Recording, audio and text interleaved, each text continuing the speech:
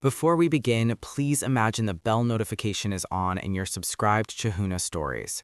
The phone buzzed at midnight. A man's voice, thick Russian accent. Amused, cruel. "I have your daughter. You will never find her." I didn't flinch.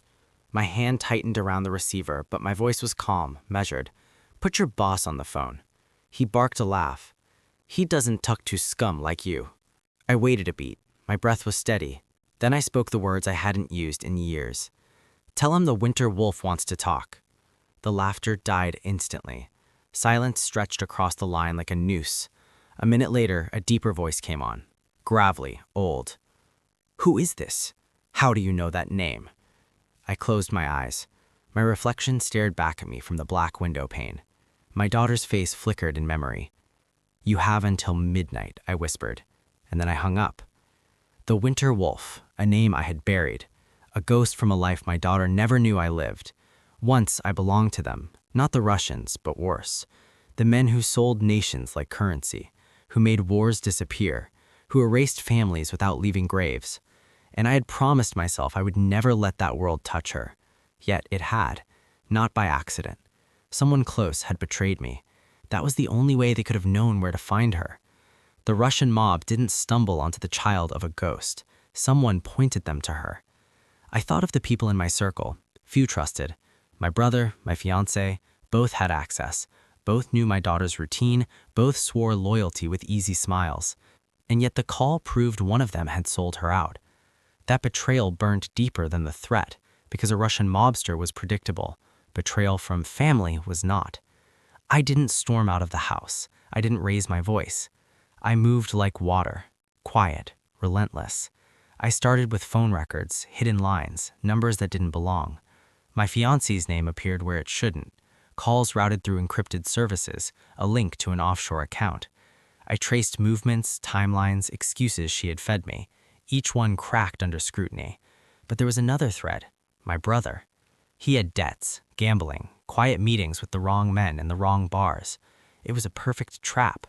Both paths lined with blood. I played the role of father at home. I tucked in my son, my hands steady. I held my fiancée close, my lips brushing her hair, whispering lies of safety.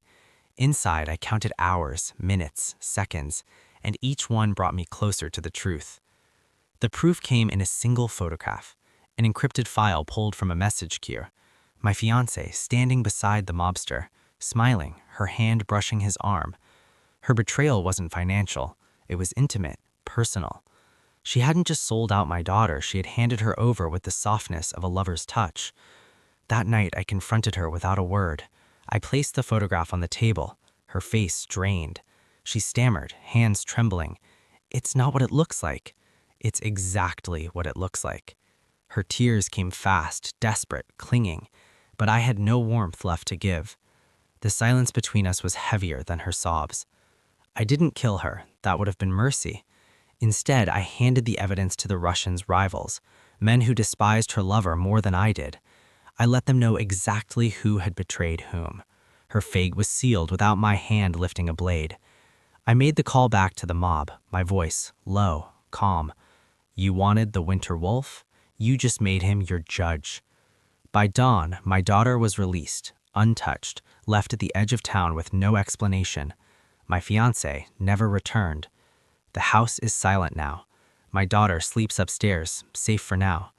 She will never know the name Winter Wolf. She will never know the price that was paid to keep her breathing. But I know, and I will carry it. I walk to the mirror, stare at the man reflected back. His eyes are colder than the flames of betrayal that birthed him. I thought I had buried the winter wolf, but wolves don't die, they wait. And tonight, the wolf came back.